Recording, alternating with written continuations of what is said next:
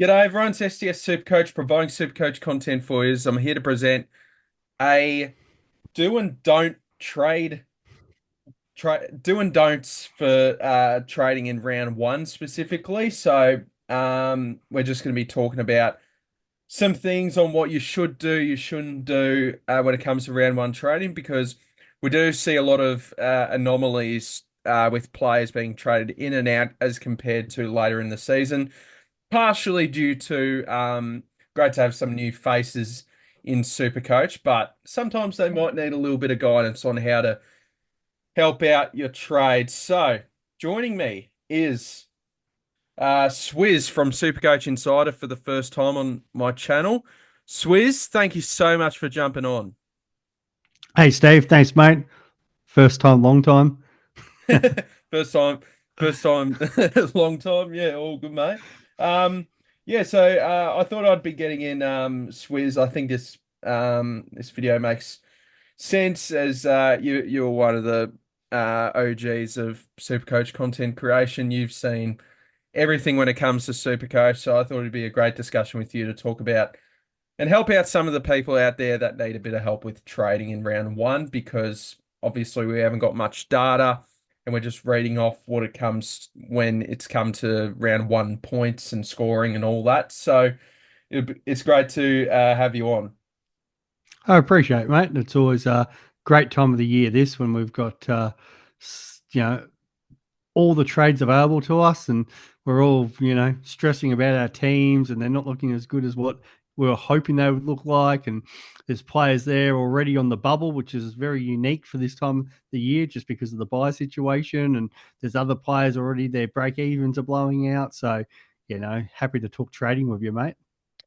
Of course, mate. And before we get into it, make sure you follow me on Twitter, Stephen D.W. Smith, and also on TikTok, SDS_Supercoach.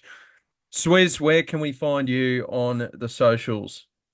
Yeah, the big one's X, mate, Super Coach Insider 100 or Swiz 26, which is my handle, and then YouTube channel, Spotify. All our videos are up there. I counted last night. I've so far had 80. This would be the 83rd video I've appeared on for this preseason season. So it's been a pretty hectic preseason for me. But yeah, there's plenty of content between the three of us. Well, 90% me, but yeah, no, plenty of content between us, me, and the other two boys. Yeah, mate, you've absolutely smashed it. I reckon you've just about been best on ground when it comes to smashing out the content. You've created everything when it came to pre-season. So well done, mate. You provide some amazing content for the viewers out there. So great stuff. So let's talk about. Oh, my dad's calling me. I'm gonna have to call him back. Um, let's talk about the do's and don'ts for round one trading. So for me, the first point is do not point chase. So I've been seeing a few trades out there of Neil for Dunkley, and I just think no, I'd be surprised if Dunkley scored any higher than a 173 this season, and I'd be surprised if I saw Lockie Neal score any lower than a 41 Swizz. And we're just going to be careful about these point chasing exercises. We see Dane Rampy every year as one of the most traded in players as well. We just got to try to avoid the point chasing, because when you trade into these players, these scores are gone. They're not part of your team, part of your score. And what you got to do is, can they? You got to think of how much do they average from this point on when I trade in this player. And so this is specifically when it comes to premiums, and where we get a bit scared about a player averaging 100, scoring 120 in round one, but maybe the role isn't that good. Maybe they just played St Kilda and they're a defender. So. Swizz, let's talk about this. What do you think about whole avoiding point chasing? Yeah, for sure, mate. It's people get caught up with this every year. Um, the best example, I shared this on X the other day, where my team for NRL Supercoach, and it's easier to talk about that because they're already a round ahead of us officially, and my ranking had blown out just like it has in AFL Supercoach round one, and I was 40,000 overall. I didn't make any trades, or might have made one adjustment to that, which was just more a cash cow situation. So didn't go chasing the points like other people, where a lot of others, well, that guy went well, better go get him in. After 2 rounds, I'm now ranked inside the top 1,500. I think I'm just outside the top 1,000. So just because a player goes well first week does not mean they'll go well second week. So there's a lot of guys there, and we're kind of looking at it and going, oh yeah, dunks and um, couple of but Bailey Smith's maybe a little bit of a different example, just because Yeah. there was other reasons why some people were avoiding him, but there were plenty of premiums there that people were looking at going, oh, I wish I had them. They go and try to trade them in, and I'm kind of having a look at a little bit of the list of players that are getting traded in at the moment. And you're right, like say Josh Dunkley, for example, is 5% traded in. Those who like kind of Mr. Conning, trading him. Max Holmes is another good one. So people are like, oh, wow, good. I need to go get that because they're going to score that every week. Players don't score that every week. Only Sam Flanders did it last year with the ton run. And it was kind of, I think he got 15 weeks, but most seasons, most players will drop a sub 100 within the first sort of 6-7 weeks. So just because you get, you've set your team up for a reason. You haven't set it up for week one. You've set it up for long term. So unless the player's really injured or there's a rookie correction, which is fine, don't go just changing premium for premium, because you're going to just be doing that all year and burning trades. Spot on, and we got to remember as well that some of these players, like Lockie Neal, he isn't averaging 41, and Josh Dunkley, he isn't averaging 173. It all equals out in the end, and I will buy everyone a slab if Josh Dunkley averages 173. So every viewer in the I video want to gets a see that. slab if Josh Dunkley goes 173 the whole year. So we just got to keep that Go in mind, Dunks. and now, that might mean Josh Dunkley might average 105 for the rest of the year to make it even with what he's roughly going to be scoring. But yeah, and it doesn't mean that he isn't going to go well this week, but it is eventually going to fall back to the norm of his true average. And that's how we see it every season. So my second point for me is do not, and some of these points are going to be very similar to other points, but we're going to have a general discussion about it. Do not be afraid to use a boost. So I think with when the trade boost first got introduced, Swiz, we were sort of seeing it originally as for upgrades, and that is still a very relevant strategy. But as we gotten more and more used to the boost, I believe this could be the third season now that we've had the trade boost, and we're now using it more and more as corrections more than ever. So it might be 2 boosts for corrections and then 3 for upgrades, or whatever the case may be. Do not be afraid to use a boost because we've got 5 of them. That's heaps. Most of us use it within the first 10 rounds of every season, and I still think that's relevant for 2025. So do not be afraid to use a boost because it is essential to be getting the right players in that we've missed, or whatever the case may be. We just got to get the right guys in. If you have to make a few adjustments to get a Bailey Smith, where you have to, maybe trade a player that you're not convinced on it in another line to get in another rookie and to make it work, do not be afraid to do it. We just got to make sure we get it right, Swizz. Exactly, mate. I think this attitude comes from the fact of, when I first started SuperCoach, I think we had 20 trades. Yep. So, you're really tight, measly with, spending them early because you needed them to help upgrade as the season goes on. Then we went to 25, 30 for a long time, 35, and I feel like this is the second year for 40, but I feel like it actually was 35 last year, but it might have been 2 years ago that. So yeah, you practically, if you kind of work it out, what we got, sort of 24 rounds each year with now. So it's 2 a week. In 4 weeks there, you probably try not to use one, but because you got the boost, there'll be some weeks 3 as the season goes on, especially around that round 17 to 23, 24 period. Yes, you want a few trades up your sleeve, but your team's going to be full premium, so you're only really keeping them for injury, so you're obviously not using as much.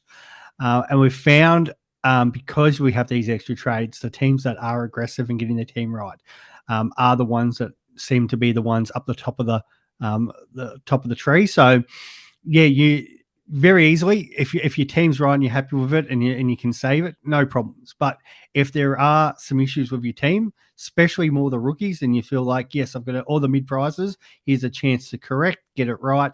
Yeah, there's no harm in using it. You got five in there, so get it right, and yeah, there's no problems there.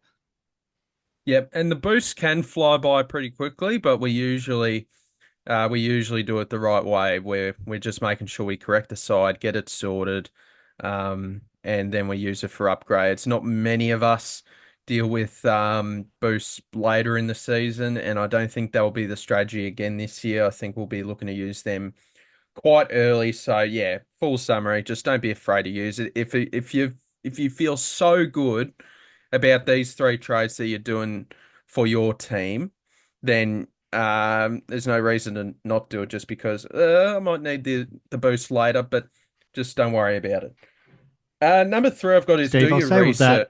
So, Sorry. Steve, sorry, mate. I'll jump in just one last thing with that. Mid-season, we have the buy rounds. We get access to three trades through in that time as well. So most people look at it, and we found last year we didn't actually need the booster in that because who's making four trades a week for starters? And as it comes to the second half of the year, and I found somebody actually who was in this situation, was down to three trades, one boost left, and it's like, well, I don't really want to make three trades this week. My boost is going to be useless. Your boosts are actually good at this time of the year. So there's just a little bit of thought now that we've got a little bit of data around using our boosts. Absolutely, yes. This is why I got you on. I should have brought up that point and you smashed it, mate. So yeah, yeah, exactly. Like even when we head to the buy rounds, we've already got basically a boost. So I remember poor DR, he had a spare boost remaining in 2023, and I believe that was the first season of the boost. So yeah, don't be afraid to use it whatsoever. Number three, do your research. So um, now this doesn't mean doing too much research where you overthink it and went, oh, wait, hang on, there's this point on DFS where maybe the heat map or a quarter where this wasn't the role I would have liked. Even if you look back on the footage, if you just want to need a second look on a certain player, then you do that. And there's all this research and all these tools on DFS Australia. If you guys don't know what that is a humongous tool for us super coaches to use because it gives us heat maps and where what disposal they got on this part of the ground, and it's just unbelievable the stuff that they've added over the years. So, yeah, check DFS. Try your best not to over research because it can become confusing. So, if you've got a couple of people in mind that you do trust and you do listen to, then we're so lucky that we've got a super coach community that we're so open to helping each other out, and they can help you out with that. And yeah, obviously, everyone's super coach team is different, and you got to really try your best to remember to stick to what you do, and stick to what your team needs, and just finding the trades that feel right, and just making sure that you're crossing off all the X's and O's when it comes to a certain player to trade in. So just remember to do your research before you make your move. Yeah, 100%, mate. 100%. The research is key. As you said, there's plenty of content creators out there. There's plenty of people, um, sites, even general community that is happy to share their thoughts, but also then back yourself as well. There's reasons why you would have picked certain players. There's players that you're looking at, and yeah, if you've watched that game and they've passed the eye test, just because somebody's made a negative comment about it, back yourself. If there's something you see and something you like, go for it. In the end of the day, it's your team. So yeah, no, play it as you feel you need to. Absolutely. Yeah, and it sort of goes into the next point, so we won't badger on too much about it, but do ask around. So, as we mentioned before, just make sure that Uh, there's a couple of guys that you can nail down, and the Supercoach community is so great. They might bring up a point that you didn't think of, and that's where you try your best not to overthink. But yeah, it's just make sure you do your proper stuff around. Like if you're not huge into like Twitter and all that sort of stuff, Discord, where you're not really a part of the Supercoach community because you might be a bit quiet or you're new, that type of thing. Just and you might think, okay, well, Dane Rampy should go up in price a little bit here. I should go get him. But yeah, just make sure you ask around, or even if you've got a couple of mates, even if you're just in a where you're just playing for bragging rights in a mates league, and even they're nice enough to help you out there, just even ask them around, see how they feel on what you're doing. So it doesn't matter where it comes from, just make sure you talk about the guys, even on a work break. You're in a work league, and there's one other guy that really likes Supercoach. Just ask around, see what they think. Sometimes you only just need one or two mouths to help your decision. Exactly, mate. Do what people do with me. Hit me up at Flinders Street. Well, actually, I got hit up at Southern Cross today. I was walking along and somebody asked me about Supercoach. So, yeah, there's always enough people floating around. And as you said, it might be over the water cooler or over the tools or whatever. And and it also depends on what you're playing. So if you're overall, you're probably going to get more advice like that. If you're playing against your mates in the league, they're giving you no advice at all. They want to beat you. So then True. that's where you come to the likes of Steve Oss and me for that sort of advice. So you can lay it into your mates. Yeah, exactly. Because even as a content creator, I am in a couple of mates leagues, and it's always nice to get a bit of bragging rights. But you're just under a heap of pressure. You better go well, mate, or else the pressure's on you, not me. So, yeah, it's always nice. Um, Point number five: do not underestimate next week's trades. So, what I mean by that is try your best not to limit yourself this week, or think about, oh, if I make these moves this week, I that means I can only need to make one or two next week. Do not underestimate that. I always like to go into next round thinking I'm probably going to need another boost, or I'm going to need to use three trades to get it right. Because I feel so for my personal team, I actually feel pretty good about where I sit. But I just on a work break, I was actually counting how many guys, even just little things that I could be trading out next week. And I counted six players, even after using a potential boost this week. I still counted six guys where if the situation goes wrong, I might need to trade them out. And so that's why, you might think, okay, boost is good. One trade next week, that's easy. Just don't underestimate it. Head into round two thinking I'm probably going to need to use a boost. So if that means going for a play you probably wanted to save for next week and do it this week, then sometimes you just have to do that. So that's probably what I think there. Do not underestimate the following week's trades. Always make sure that you're prepared to use three. Well, we don't know what's going to happen next week too. What happens if Exactly. three players go down and get injured? And this is the hard thing. Like you sort of, you've got to work both ways here. Where perfect scenario, and we see this happen all the time, where you've got this perfect plan, and then unfortunately the perfect storm happens and your team blows up. So yes, kind of have a look at the future there and go, okay, if I do this, this is what could happen. But at the same time, with a word of caution going, okay, I don't want to be completely reliant on that, because what if A, B, and C happen? And a great example of that was some people are waiting to see sort of Sardis and Finn O'Sullivan do, which is fine because there's other rookies that potentially we need to trade to. Xavier Lindsay is a good example of that. Even Nathan O'Driscoll for those who don't have him. So you've got a couple options, and you're going, okay, next week I'm going to plan. If these guys don't work out, I'm going to hold them a week and I'm going to trade to them. Great. But then what happens if you've got a premium. Let's just say Bailey Smith goes down with injury, a long-term injury. Now what do you do?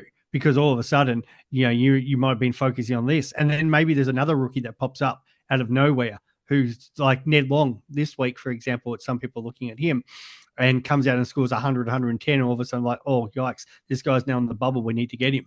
So all of a sudden, you're like, oh, hang on, there's 4 guys I want to move around.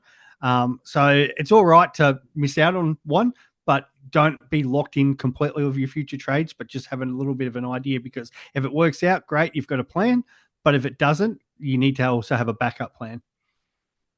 That's very perfectly said, Swiz, and because it's actually funny because that leads into the next point. Do have a backup plan, where unfortunately the early rounds of SuperCoach, you got to stay. And I know it's very unlucky for people that might be in cricket finals, like sometimes you might be, Swiz, depending on how you go, and or Oh, man, I there. take my phone out in the field. Where I was like, I saw one of my teammates recently. It was on Tinder while he was out in the field. I was like, why can't I do super coach while I'm playing? It's a bit hard when I'm keeping, but we we get there.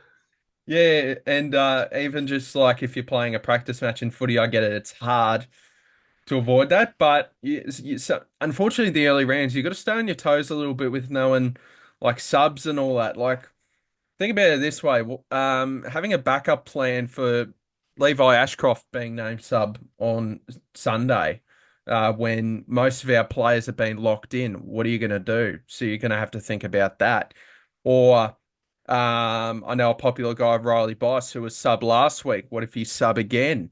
And he's the last game of the round where there's not really much to go to. So you just got to stay on your toes when it comes to making adjustments. You got to think about just even a mild plan. Like it's probably a 20% chance that Levi Ashcroft could be sub, but we've seen weirder things.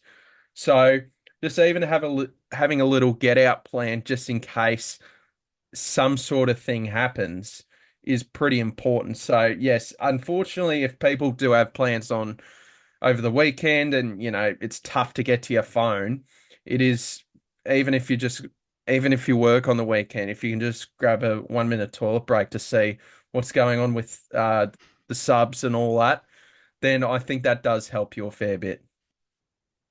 100%, mate. And I was kind of lucky because I was watching cricket on Saturday, but I'd planned to look at my phone sort of 10 minutes before each game, and Brisbane and Sydney worked out perfectly for me because I'd actually bypassed on Nod, which was kind of annoying in the end because he did well. And I was looking at potentially Langford or Draper. Langford, both were going to be the sub. It just worked out perfectly.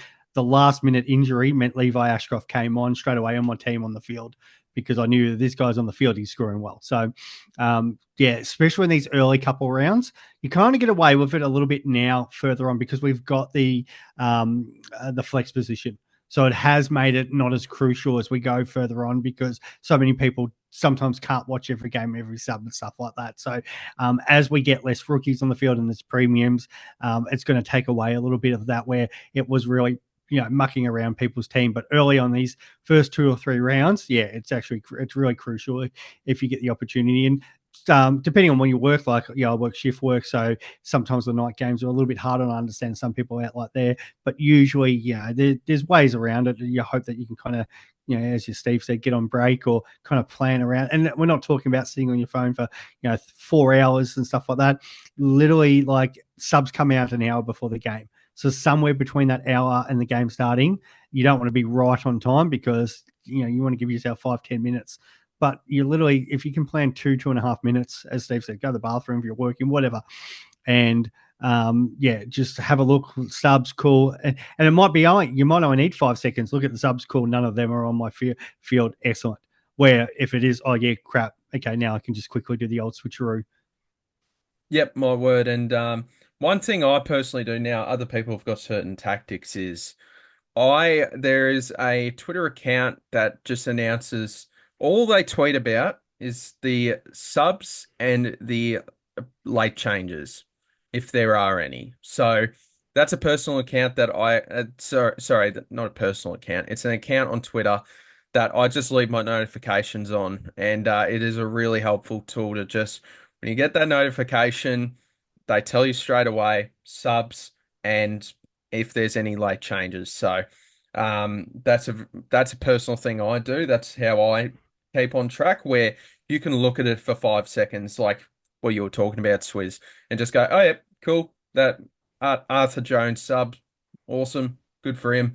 And or it's like, oh crap, Levi Ashcroft late change. He's no longer the sub, you know. So it's just things that you try to do to just stay ahead of the game. So my final point for me, Swizz, is just not going away from your trading philosophy. So just sometimes sticking to what feels right while getting in the right research, all that sort of stuff just comes off probably the best. So that might mean, okay, I probably need to correct this rookie instead of correct this mid-pricer because this mid-pricer can still outscore um, this uh, this rookie or whatnot. So that might mean, all right, my philosophy around my trades this week is to bring in O'Driscoll, and that might mean holding off Bailey Smith for another week or holding off a Harry Perryman trade.